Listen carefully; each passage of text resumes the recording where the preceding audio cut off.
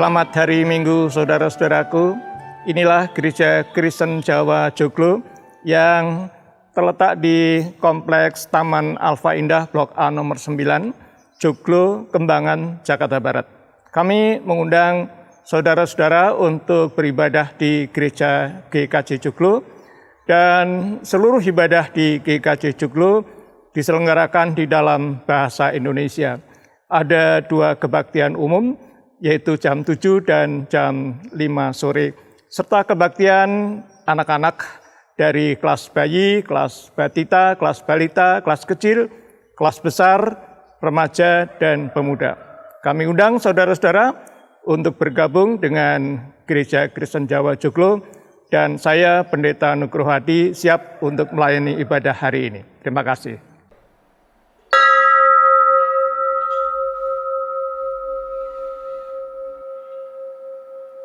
Shalom, selamat hari Minggu. Ibu, Bapak, dan Saudara, hari ini kita telah memasuki minggu pertama bulan Juni tahun 2020. Minggu Trinitas. Kiranya Ibu, Bapak, dan Saudara-saudari senantiasa dalam naungan dan penyertaan Tuhan, dianugerahi kesehatan dan kekuatan di tengah perjuangan hidup kita yang tidak mudah, dalam kerinduan untuk bersama-sama beribadah, menyembah, memuji, dan memuliakan Tuhan. Marilah kita mengambil saat teduh dan menyiapkan diri kita untuk memasuki ibadah kita.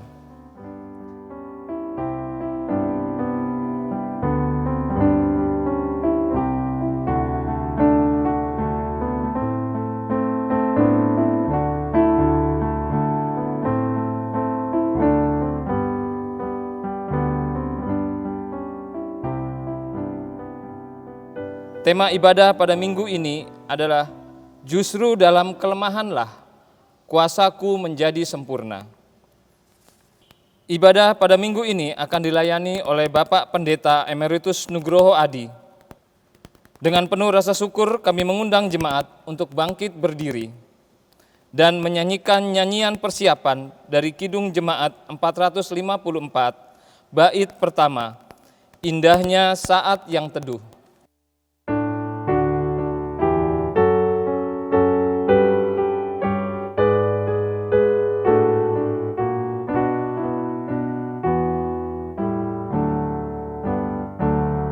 Indahnya saat yang teduh menghadap tata Bapa-Ku, ku naikkan doa padanya sehingga hatiku lega.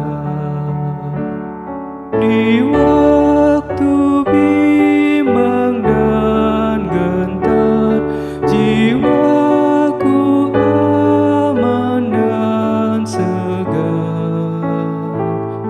Ku bebas dari seteru di dalam saat yang teduh. Saudara-saudara yang kekasih, ibadah ini marilah kita khususkan bagi Tuhan.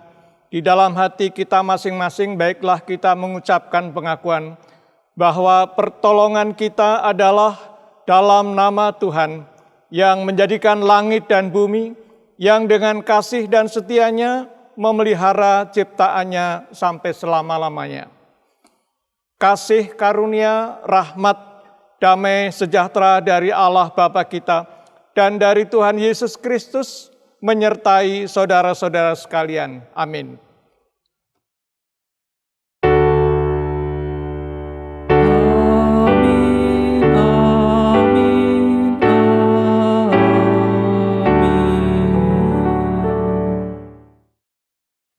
Marilah kita menyanyikan Kidung Jemaat 454 bait yang kedua, Indahnya Saat yang Teduh.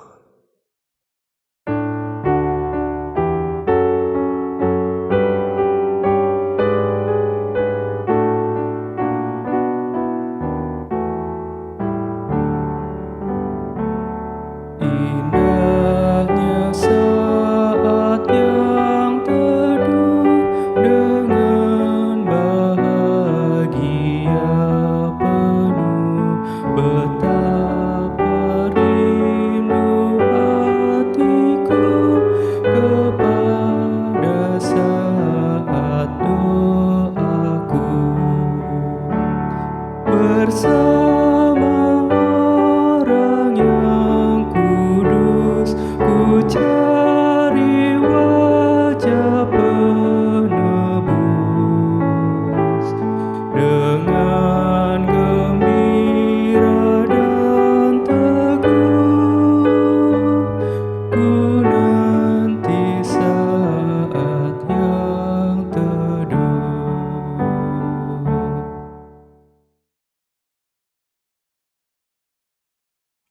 Saudara-saudara yang kekasih, firman Tuhan yang mengajak kita untuk saling mengasihi dan mengasihi Tuhan diambil dari 1 Tesalonika 3 ayat 12 yang demikian firman Tuhan. Dan kiranya Tuhan menjadikan kamu bertambah-tambah dan berkelimpahan dalam kasih seorang terhadap yang lain dan terhadap semua orang, sama seperti kami juga mengasihi kamu. Mari kita menyesali dosa-dosa kita dan memohon kiranya Tuhan memberikan pada kita pengampunan. Kita ungkapkan melalui pujian dari NKB 13, bait yang pertama dan yang ketiga. O Allahku, jenguklah diriku.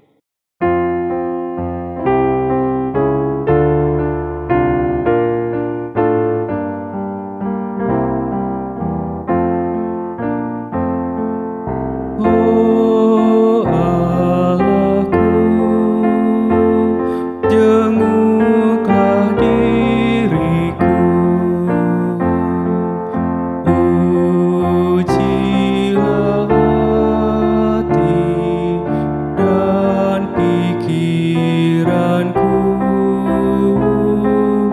Aku telah berdosa dan cemar. Sucikan dan jadikanku benar.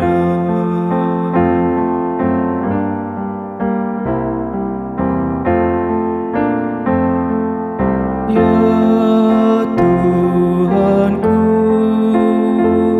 hidupku terimalah. Kasih yang murni, oh curahkanlah. Taklukkanlah dendam dan nafsuku. Tinggallah kau tetap di hatiku.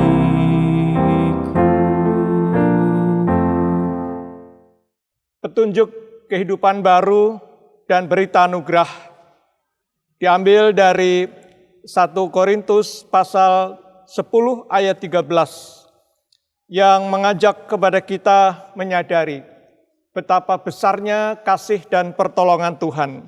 Demikian firman Tuhan. Pencobaan-pencobaan yang kamu alami ialah pencobaan-pencobaan biasa yang tidak melebihi kekuatan manusia. Sebab Allah setia, dan karena itu Ia tidak akan membiarkan kamu dicobai melampaui kekuatanmu.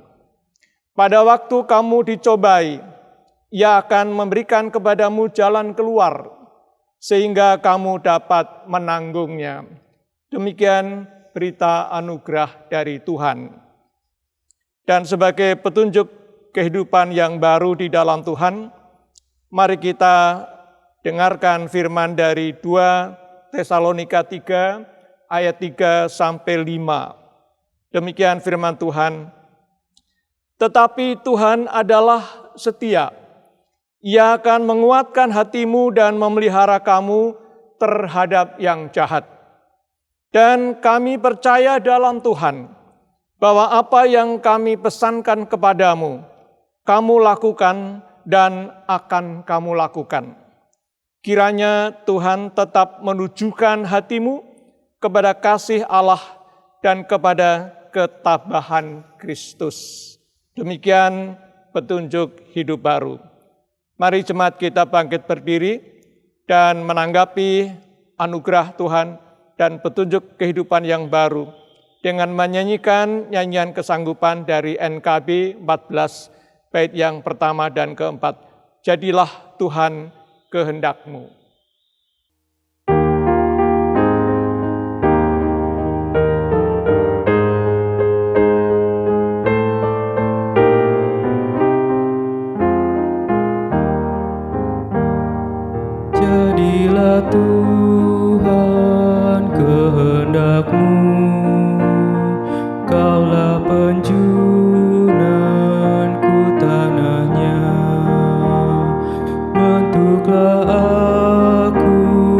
sesukamu kan ku nantikan dan berserah.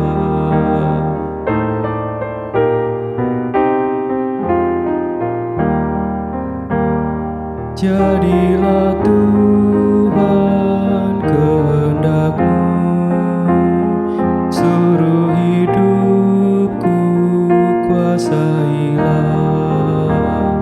Berilah Roh-Mu kepadaku, agar terang Kristus pun nyatalah.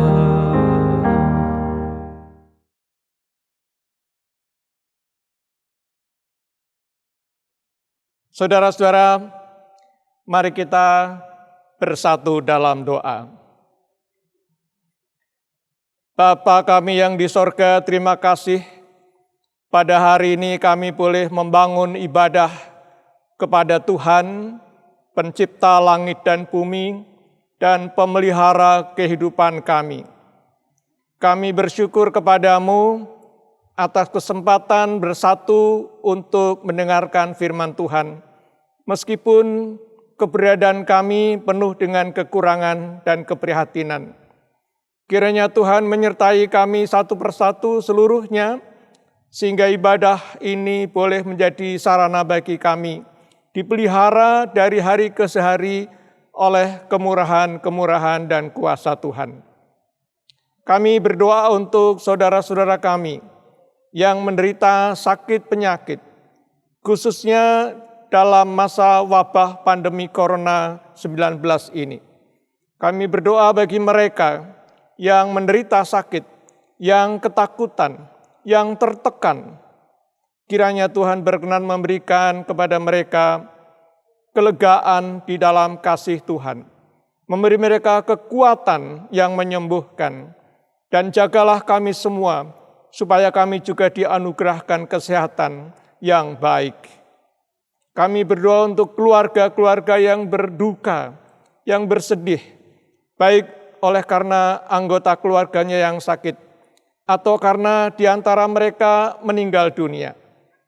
Kiranya Tuhan berkenan menguatkan mereka, menolong mereka dengan pengharapan baru, supaya mereka tidak merasakan kesedihan yang berkepanjangan. Tuhan tolong dan Tuhan hibur kiranya.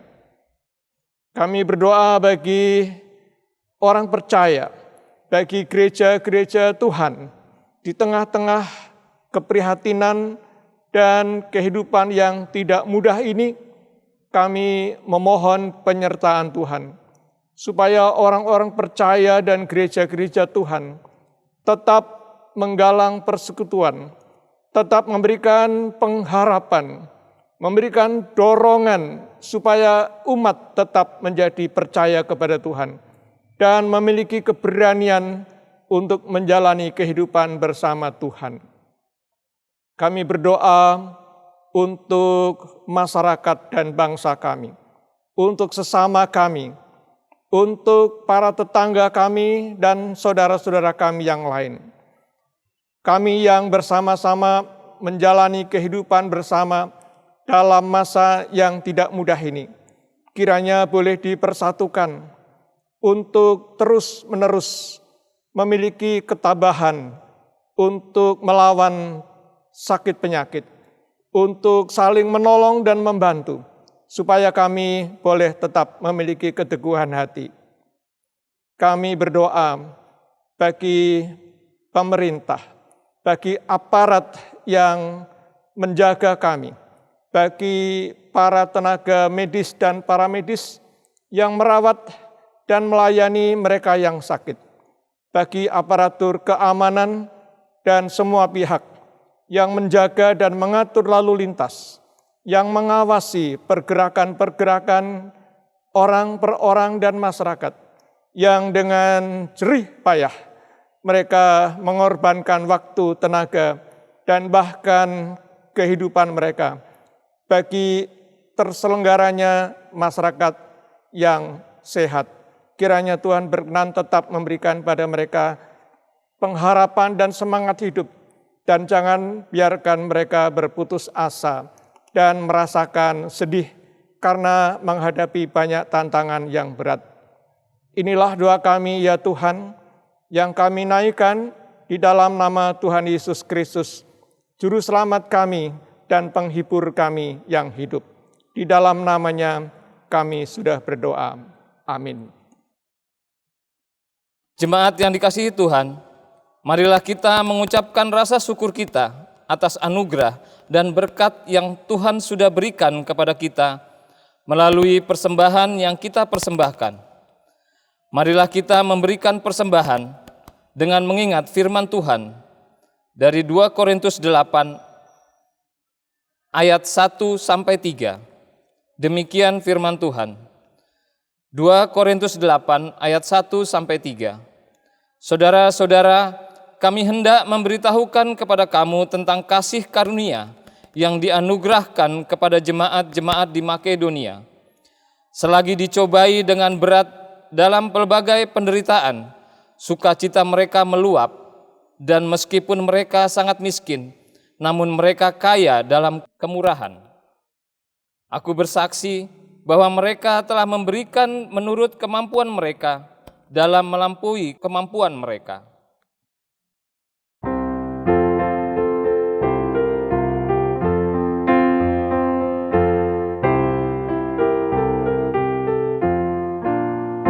Sudahkah yang terbaik ku berikan kepada Yesus Tuhanku? Besar pengorbanannya di Kalvari, diharapnya terbaik dariku. Berapa yang terhilang telah ku cari, dan ku lepaskan yang terbelenggu. Sudahkah yang terbaik ku berikan kepada Yesus Tuhanku? Jemaat yang dikasihi Tuhan, marilah kita bawa persembahan ini dalam doa. Tuhan Allah Bapa kami yang bertahta di dalam kerajaan surga, segala hormat, puji dan syukur kami panjatkan hanya kepadamu saja, atas segala kasih karunia, berkat dan damai sejahtera yang telah Kau limpahkan kepada kami semua, sehingga kami dapat memberikan persembahan kami pada hari ini. Berkatilah persembahan ini ya Tuhan, serta berkatilah juga tangan-tangan yang mengelola persembahan ini. Berikanlah hikmat dan kebijaksanaan di dalam mengelola persembahan ini, agar setiap langkah-langkah dalam pengelolaan dan pengambilan keputusan, agar seturut kehendak-Mu saja ya Tuhan. Dan apabila di dalam pemberian persembahan ini ada terselip dosa dan kesalahan kami, ampunilah kami ya Tuhan. Ya Tuhan, bila sesaat kami boleh mendengarkan firman-Mu yang akan disampaikan oleh Bapak Pendeta Emeritus Nugroho Adi, berkatilah beliau ya Bapa, dan berikanlah hikmat serta kebijaksanaan-Mu, agar apa yang disampaikan, firman yang disampaikan, sesuai dan seturut dengan kehendak-Mu saja. Berkatilah kami juga ya Bapa, di dalam kami mendengarkan segala isi dari firman-Mu itu, dan berikanlah dan bukakanlah hati dan pikiran kami, agar mampu memahami dan menerima firman-Mu. Berfirmanlah ya Tuhan, karena kami siap mendengar. Amin. Saudara-saudara yang dikasihi oleh Tuhan, kita akan membaca firman Tuhan, dan sebelumnya mari kita siapkan hati kita masing-masing dengan menyanyikan bersama melengkap Kidung Jemaat 198, bait yang pertama, Di Hatiku Ya Yesus.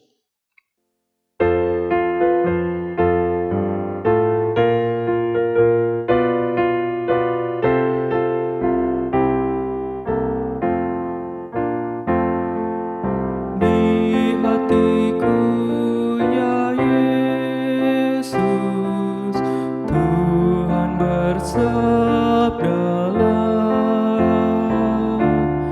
agar tenang hati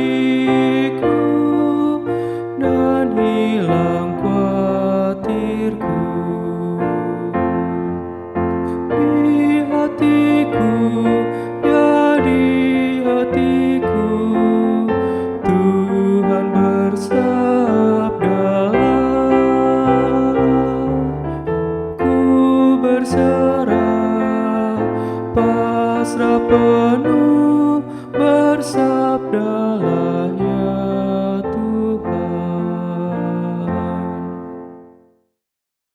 Firman Tuhan yang akan dibaca pada hari ini menjadi dasar khotbah kita, terambil dari surat 2 Korintus pasal 12 ayat 1 sampai ayat yang ke-10.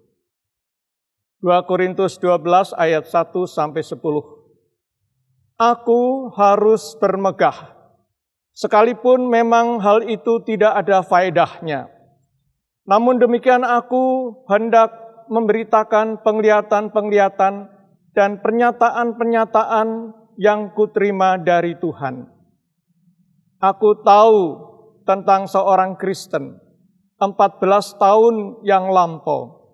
Entah di dalam tubuh aku tidak tahu, entah di luar tubuh aku tidak tahu. Allah yang mengetahuinya.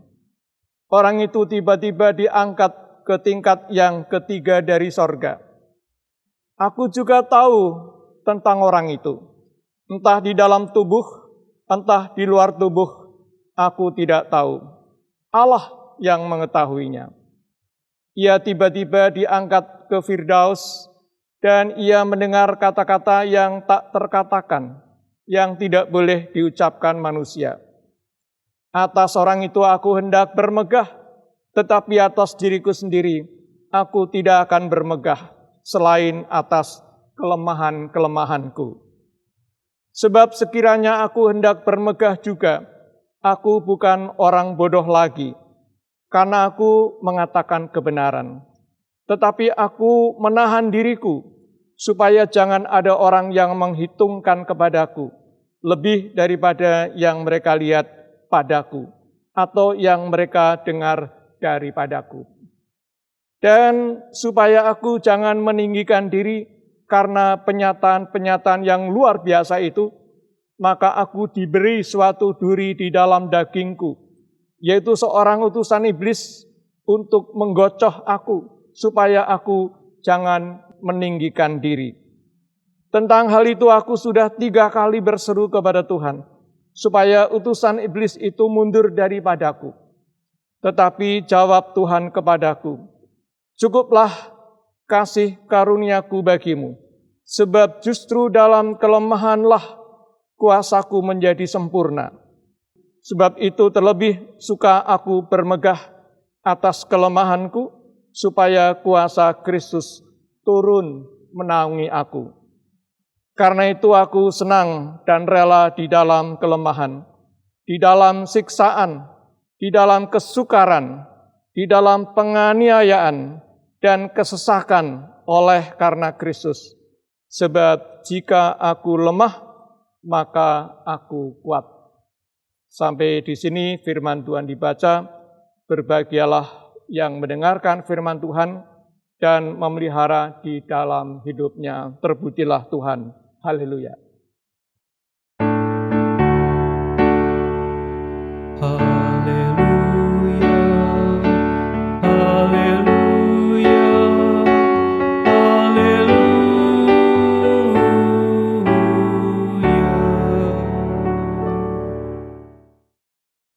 Saudara-saudara yang dikasihi oleh Tuhan, apa yang telah kita baca dari surat 2 Korintus 12 ini akan kita renungkan dengan tema justru dalam kelemahanlah kuasaku menjadi sempurna. Saudara-saudara, hidup kita kadang-kadang senang, kadang-kadang susah. Kadang-kadang sejahtera dan nyaman, tapi kadang-kadang penuh dengan penderitaan dan kesulitan. Kalau kita sedang mengalami yang enak, yang nyaman, mungkin tidak terlalu banyak pergumulan. Tetapi bagaimana kalau kita sedang mengalami hal yang sebaliknya? Kadang-kadang kita tidak dapat melihat hidup itu sebagai yang indah. Kadang-kadang kita bahkan meragukan Tuhan. Kita berdoa tetapi Tuhan tidak mendengarkan doa kita. Kadang-kadang kita berperasaan yang demikian itu. Saudara-saudara, bagaimana kita melihat hidup, begitulah hidup terasa. Adalah seorang tokoh gereja bernama John Wesley, seorang pengkhotbah yang terkenal dari Inggris. Meskipun ia terkenal sebagai pengkhotbah yang handal, tetapi ia sering memberikan nasihat-nasihat yang amat sederhana, tetapi mendalam. Suatu hari dia mengunjungi warga jemaatnya yang bermasalah. Warga jemaat itu seorang peternak sapi. Sebetulnya ia tidak terlalu bermasalah. Ya, tetapi yang bermasalah adalah karena dia di dalam masalah yang tidak seberapa itu, ia tidak dapat melihat kasih Tuhan dan kebaikan-kebaikan Tuhan yang selama ini diterimanya. Sehingga ia selalu gagal untuk melihat masalahnya dengan benar.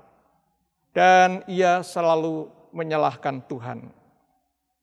Ketika orang itu mengeluh kepada Wesley sambil berjalan-jalan di tengah peternakan, seekor sapi melongokkan kepalanya melewati dinding batu yang tebal yang menjadi kandangnya. Lalu Wesley bertanya kepada peternak itu, "Tahukah kamu mengapa sapimu melongok kamu?" Peternak itu mengatakan, "Tidak, saya tidak tahu." Dengan amat sederhana, Wesley menasihati warganya yang bermasalah itu. Sapi itu tidak bisa melihat engkau dari balik dinding batu itu. Ia harus melongokkan kepalanya karena matanya tidak dapat menembus dinding batu itu. Engkau pun harus melongokkan kepalamu, keluar dari masalahmu. Barulah engkau dapat melihat kasih dan kuasa Kristus yang besar. Nasihat simbolik itu sungguh amat sederhana. Tetapi dalam pergumulan yang mendalam, si peternak itu merasa amat terkena dengan nasihat yang sederhana itu. Dan itulah pertama kali dia rindu untuk memulai kembali, melihat hidupnya, masalahnya, dengan sudut pandang yang baru.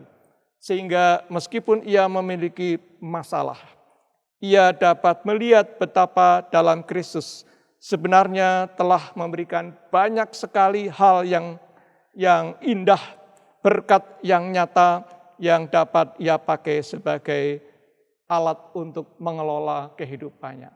Selama ini ia tidak dapat melihat dengan sudut pandang itu. Saudara-saudara, kita sering terbelenggu dan terpenjara di dalam masalah, sehingga mata hati kita tidak pernah dapat melihat dengan jernih hidup dan masalah kita di dalam terang Tuhan. Cobalah membebaskan diri dari belenggu itu, dan seperti sapi Wesley itu, kita melongokkan kepala keluar dari penjara dan lihatlah hidup kita dengan mata iman dan pujilah Tuhan. Maka segala sesuatu kebaikannya akan dapat membuat kita berubah di dalam kehidupan kita.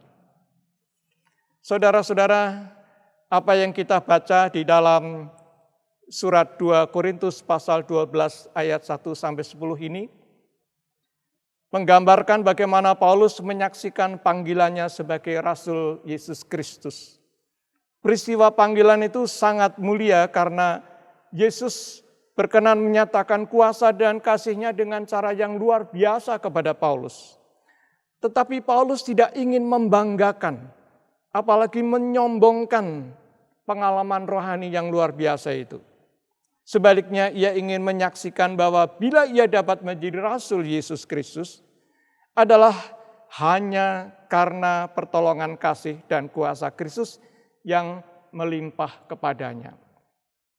Bahkan Paulus menyaksikan bagaimana Tuhan telah membiarkan kesulitan, mungkin hambatan, mungkin tantangan atau sakit penyakit, tidak dijelaskan oleh Paulus, berada dalam hidupnya agar menjadi alat untuk mengingatkan dia, supaya tidak menjadi sombong, dan agar ia dapat memberi tempat di dalam hatinya, di dalam hidupnya, untuk terbuka terhadap pertolongan Tuhan.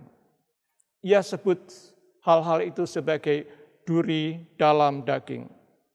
Duri dalam daging, sesuatu yang sangat mengganggu, berada di dalam dirinya, dan terasa amat menyakitkan, menyulitkan setiap kali dia mau bergerak.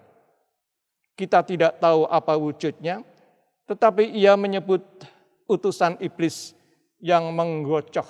Menggocoh artinya meninju keras-keras. Itu tertulis di dalam ayat yang ke-7.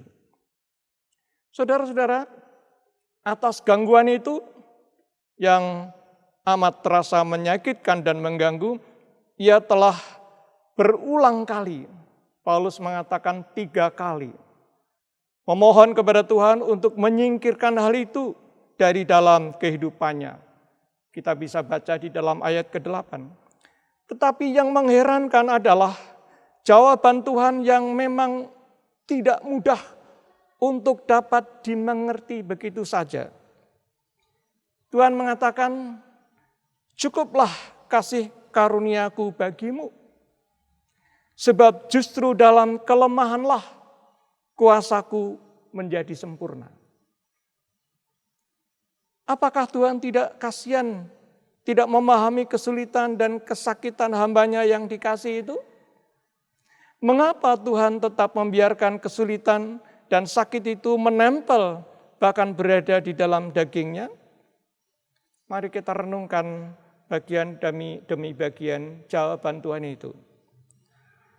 Yang pertama, cukuplah kasih karuniaku bagimu.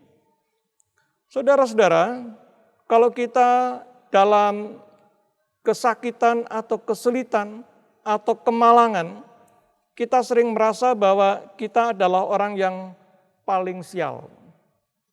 Kesulitan yang kita alami sedikit sering menggeser atau bahkan menghapus kenangan atas keindahan berkat Tuhan yang jauh lebih banyak.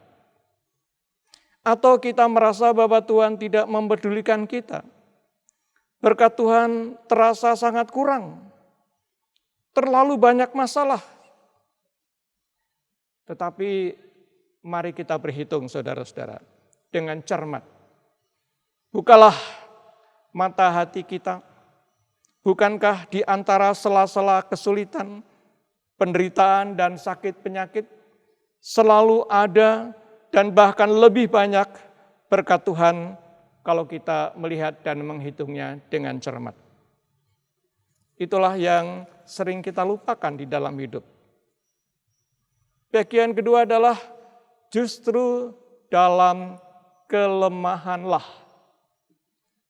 Saya ingin mengajak kita secara jujur mengingat bahwa sebetulnya kita sebagai manusia sering dalam kehidupan lebih banyak belajar melalui kelemahan-kelemahan, melalui kegagalan-kegagalan. Dan melalui itu semua kita ditempa, ditumbuhkan menjadi lebih kuat, lebih dewasa, lebih matang, melalui banyak penderitaan dan kegagalan. Orang justru lebih banyak mengalami kejatuhan, misalnya seperti Raja Daud, justru ketika ia sedang berada dalam kebesaran dan kesuksesan. Mengapa? Karena di dalam keadaan seperti itu, manusia cenderung lebih tergoda untuk sombong dan lupa diri. Sebaliknya, ketika kita menjadi lemah dan rendah hati, kita menyadari kelemahan dan kekurangan kita, dan kalau kita rendah hati, kita akan memberi tempat kepada Tuhan untuk menolong kita. Ya, meskipun harus disertai kerendahan hati dan cara pandang yang baik, yang baru. Saya teringat akan semacam pepatah rohani yang mengatakan, saat yang paling lemah adalah saat kita duduk dengan nyaman dan sombong di atas singgasana kekuasaan. Itulah saat manusia yang paling lemah. Sebaliknya, di saat di mana kita menekuk lutut kita dan dengan rendah hati berdoa, justru itulah saat di mana kita paling kuat. Bagian yang ketiga adalah kuasaku menjadi sempurna. Saudara-saudara, sebetulnya pintu berkat menjadi terbuka lebar justru ketika dengan rendah hati kita menadahkan tangan dan menyadari bahwa sumber pertolongan kita adalah dari Tuhan. Itulah waktu di mana kelemahan kita ditutupi dan dibungkus dengan kasih dan kuasa Tuhan Yesus.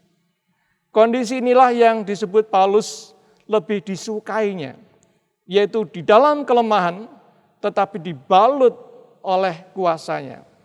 Kuasa Yesus disaksikan dan bukan kemegahan atas dirinya sendiri. Itulah justru waktu ketika dia lemah, dia sebaliknya merasa kuat. Kuat bukan karena dirinya sendiri, tetapi karena kuasa Yesus menjadi sempurna justru ketika ia menjadi lemah. Saudara-saudara, dari apa yang kita renungkan, kita mendapat beberapa pokok pengajaran yang indah. Yang pertama, sebagai hamba Tuhan atau sebagai orang percaya, kita diajar untuk senantiasa punya kerendahan hati.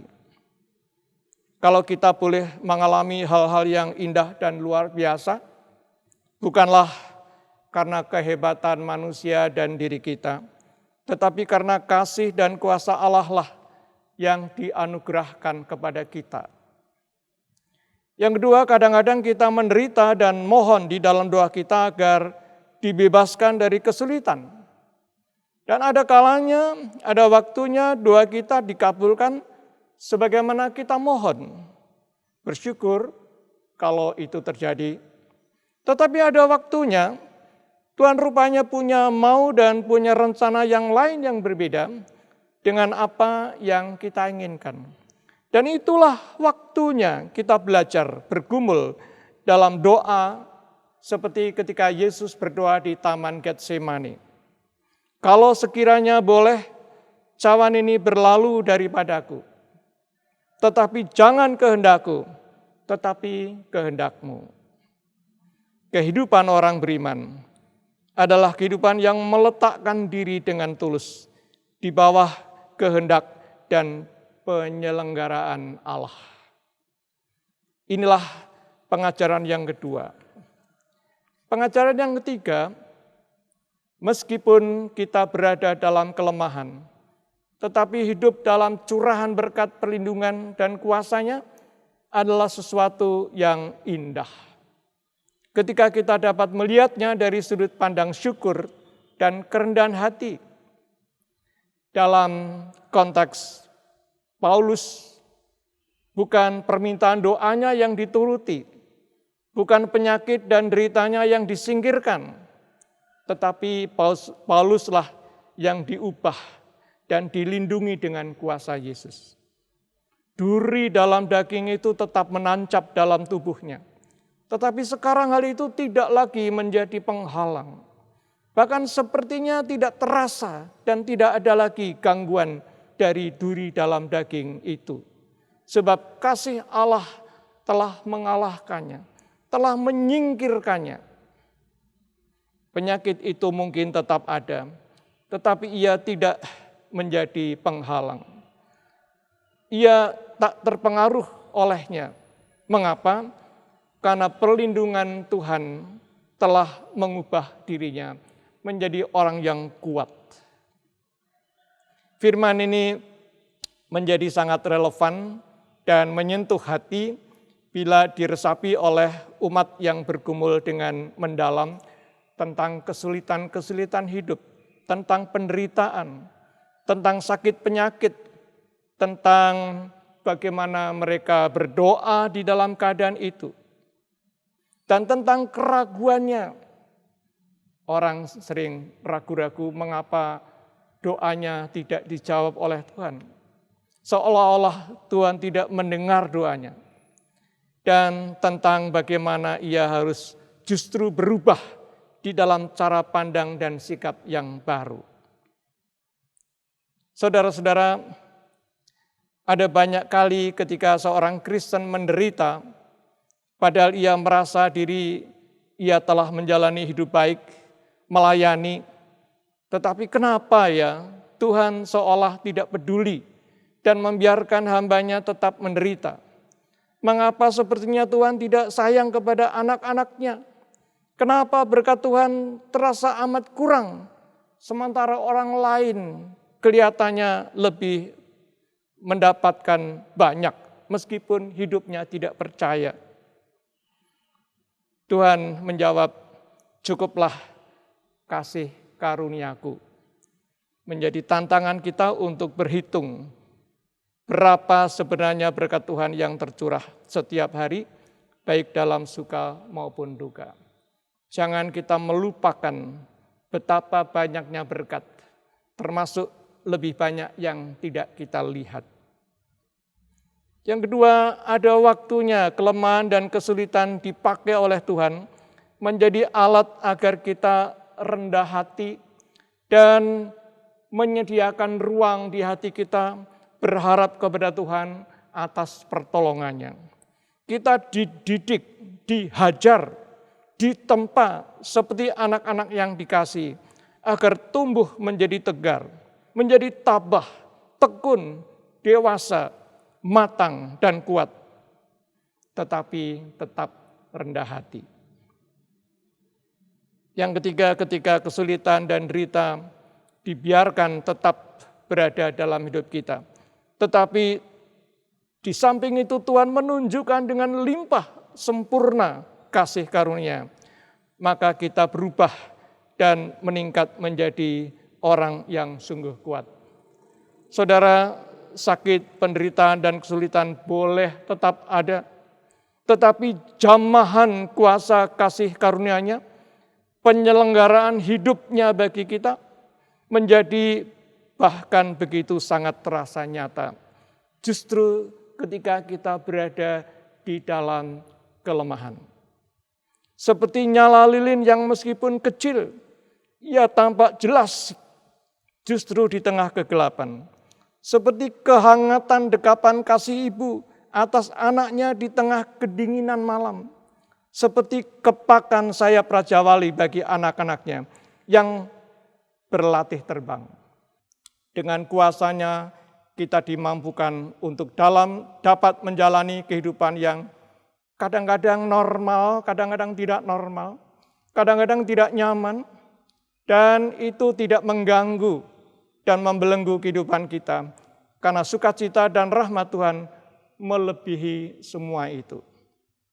Hidup kadang dibelenggu oleh kesulitan, oleh penderitaan, oleh kekecewaan, kegagalan yang amat menyakitkan.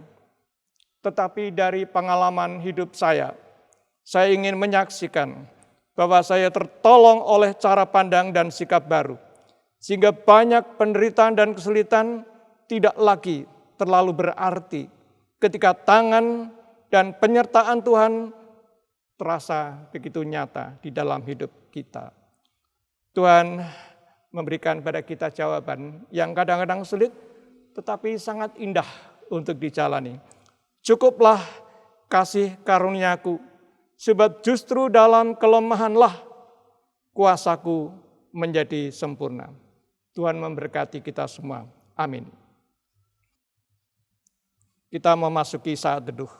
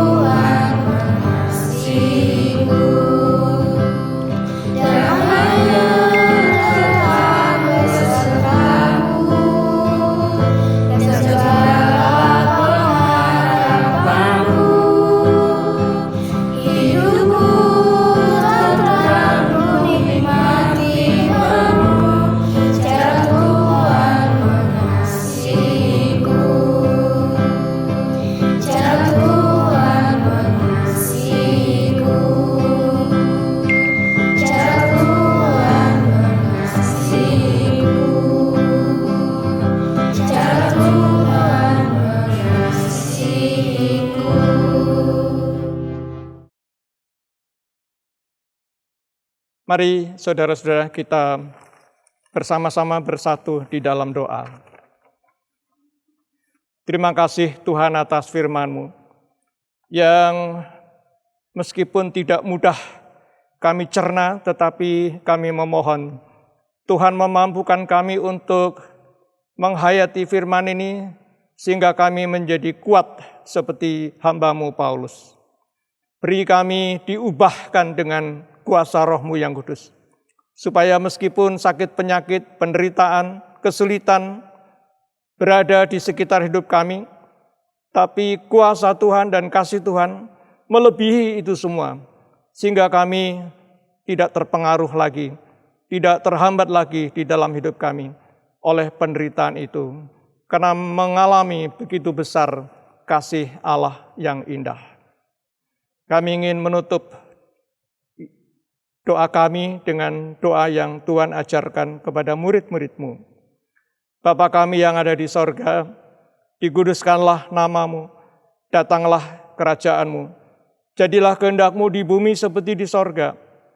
Berikanlah kami pada hari ini makanan kami yang secukupnya, dan ampunilah kami akan kesalahan kami, seperti kami juga mengampuni orang yang bersalah kepada kami. Dan janganlah membawa kami ke dalam pencobaan, tetapi lepaskanlah kami daripada yang jahat. Karena Engkau-lah yang punya kerajaan, dan kuasa, dan kemuliaan sampai selama-lamanya. Amin. Kami undang jemaat untuk bangkit berdiri. Marilah kita menyegarkan kembali iman kita dan menghayati persekutuan kita dengan gereja-gereja di sepanjang sejarah penyelamatan Allah, di segala tempat dan zaman, dengan mengucapkan bersama-sama pengakuan iman rasuli yang demikian. Aku percaya kepada Allah Bapa yang Maha Kuasa, Khalik langit dan bumi, dan kepada Yesus Kristus, Anak yang tunggal Tuhan kita, yang dikandung daripada Roh Kudus, lahir dari anak darah Maria, yang menderita di bawah pemerintahan Pontius Pilatus, disalibkan, mati dan dikuburkan, turun dalam kerajaan maut.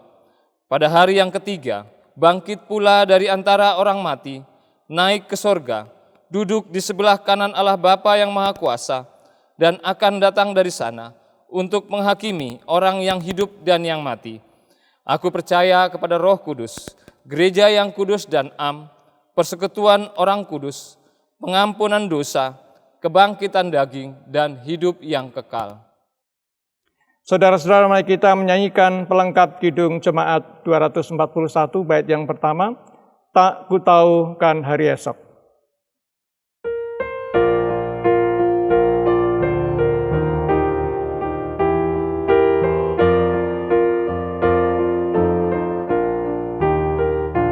Tak kutahukan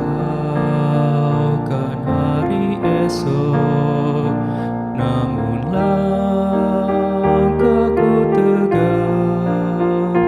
Bukan surya ku harapkan, karena surya kan lenyap.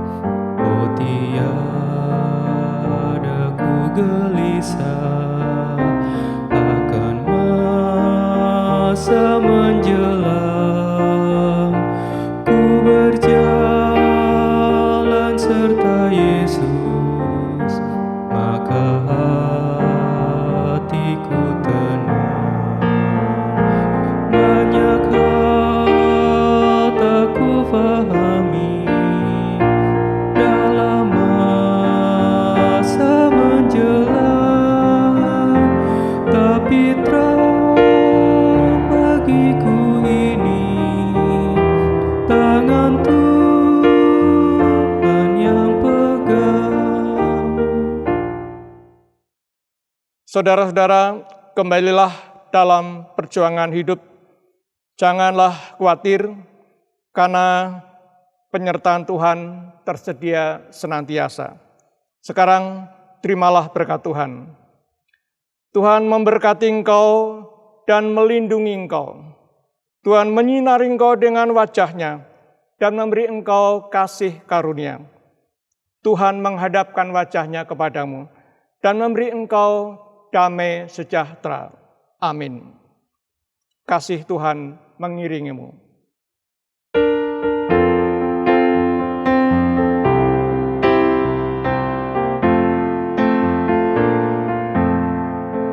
Kasih Tuhan mengiringimu dan sayapnya melindungimu. Tangan Tuhan pegang di dalam hidupmu. Majulah dalam kasih-Nya.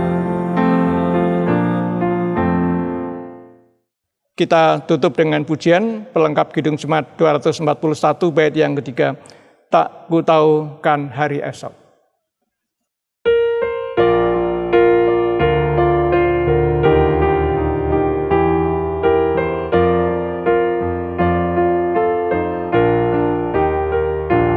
Tak ku tahu kan hari esok, mungkin langit kan gelap, tapi Dia yang berkasihan melindungiku tetap, meski susah perjalanan, gelombang dunia menderu,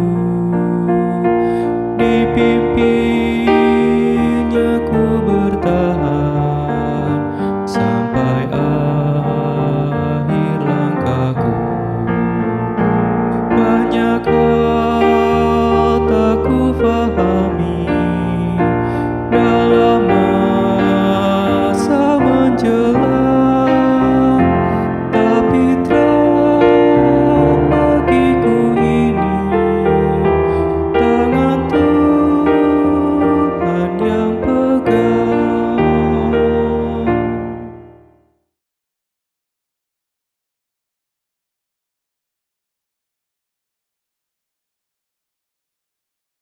Jemaat yang dikasihi Tuhan, ibadah hari Minggu telah selesai. Marilah kita melanjutkannya melalui ibadah dalam kehidupan kita sehari-hari. Selamat hari Minggu, Tuhan memberkati.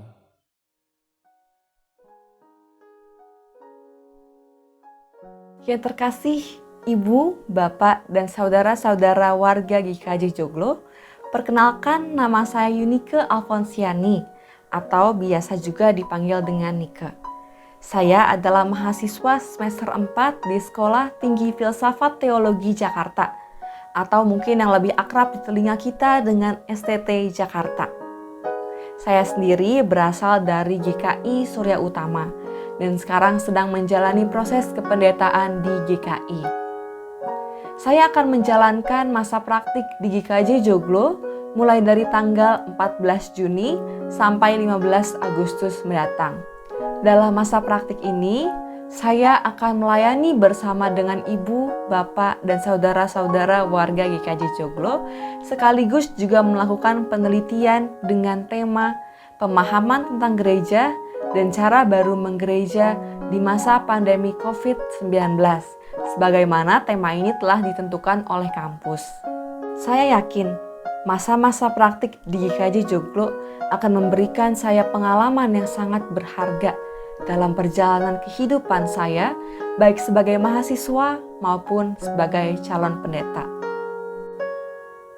Dengan demikian, setiap masukan, setiap kesempatan, setiap bimbingan yang diberikan ibu, bapak, dan saudara-saudara sekalian akan menjadi pembelajaran yang sangat penting bagi saya. Kiranya Allah juga memperlengkapi saya untuk dapat menjadi berkat bagi GKJ Joglo, sebagaimana saya rindu untuk menyampaikan cerita Tuhan Yesus dan cinta kasih-Nya.